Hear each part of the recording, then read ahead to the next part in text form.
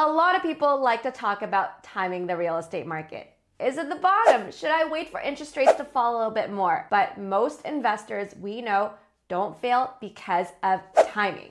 They fail because they walked straight into mistakes that were totally avoidable. And in this Toronto multiplex space, those mistakes aren't small. They can cost you tens of thousands or sometimes even hundreds of thousands of dollars. I'm going to be breaking down the biggest multiplex investing pitfalls that we see in Toronto right now. So stick around because the most expensive pitfall isn't the one you probably think. Let's start with the most common rookie mistake, going too big too soon.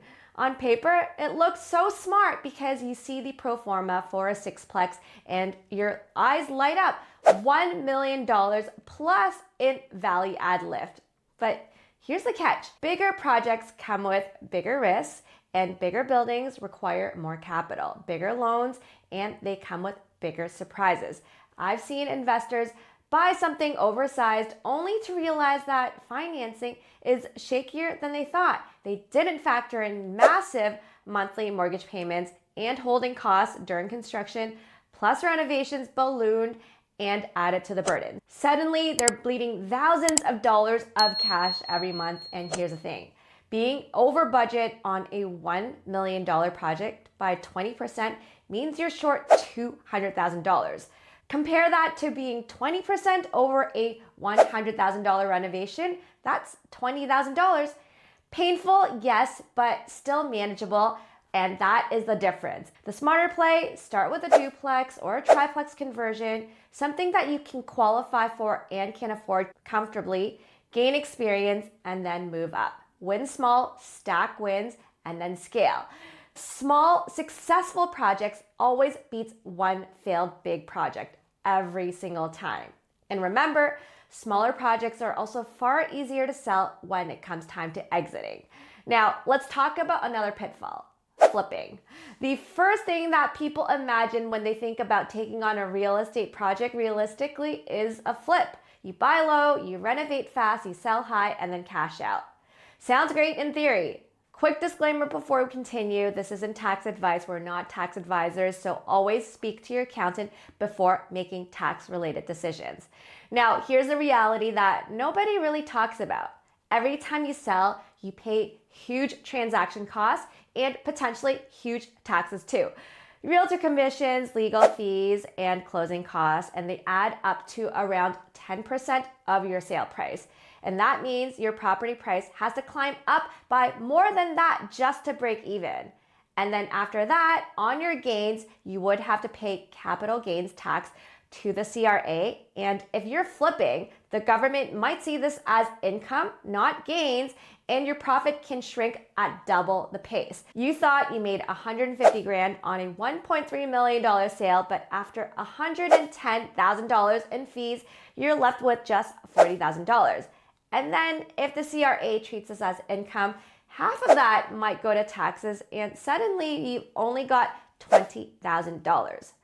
Contrast that to refinancing. You do the same renovation, you increase the value by the same amount, but then you refinance to pull out 80% of that increase in value tax-free while keeping all the rents and long-term appreciation. Over time, this strategy definitely builds far more wealth than flipping. Now, another big thing is HST.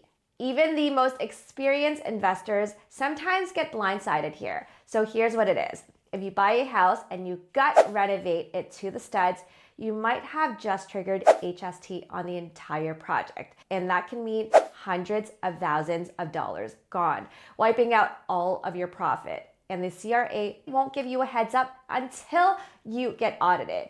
Meanwhile, new fourplex builds, completely new, intended for rental purposes, will qualify for full HST rebates. So if you don't understand the rules before you start, you're just leaving money on the table. Now, while we're on taxes, let's bust another myth. A lot of investors say, I don't want too much rental income because I'll get taxed heavily on it. Wrong. Now, Canada does have depreciation that you can reduce your income with. It's called Capital Cost Allowance, CCA, and that allows you to offset your rental income with depreciation. If you use it properly, it can significantly defer your taxable income until the time of sale, and then you're getting a very strong cash flowing property with much lower taxes while you're holding on to it because of this. And if you're not investing in strong cash flowing properties because you're scared of income taxes, it's kind of like throwing away growth opportunities. It's not the rental income that hurts you, but you definitely need to learn to plan better. Next, let's talk about financing. Many new investors jump into real estate because they don't like their job or their income isn't stable, and they think that real estate rental income can be their escape plan. The problem is banks lend on income, and if you don't have it, you probably don't qualify. A lot of investors underestimate this, and some assume that banks will lend you based on your future rental income potential, and that is also wrong. Banks lend you on today's income, not your future plans. And then we have the other end of the spectrum. Others might think that they're stuck because they don't have enough income, when in reality, rental income from properties that they already own could actually unlock more borrowing. So that duplex that you converted 2 years ago, those very strong cash flowing rents might be the reason that you can buy your next property. So the key takeaway is simple. Before you waste time searching for properties, get pre-approved on the mortgage front first so you know exactly what you can afford and you're not building an entire strategy based on guesswork. Finally, let's talk about the execution trap. Now, some new investors try to go DIY to save some money. They want to physically do their own renovations or hire discount reps, agents to save a few bucks. Now, on paper, it sounds like a win, but in reality, if those renovations drag on twice as long, your holding costs double, and you might be spending more on fixing mistakes that you probably wouldn't have gotten if you hired pros in the first place.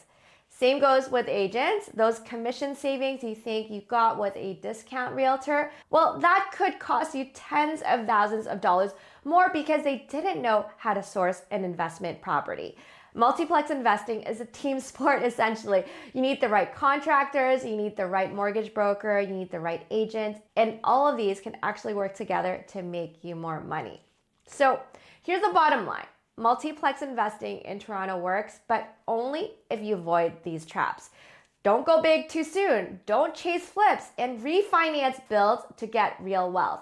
Don't get blindsided by tax rules. Don't not invest in real estate because you're getting extra income. And don't DIY million-dollar projects. The investors who win focus on cash flow, value add, and scaling strategically. And that is how you build real wealth in Toronto real estate. Here at Elevate, multiplex investing is what we specialize in. We can help you find the right deals, crunch the numbers, buy smart, coach you through renovations, lock in solid tenants, and even offer property management too. If you are ready to get started, just head over to this link here and let's talk strategy.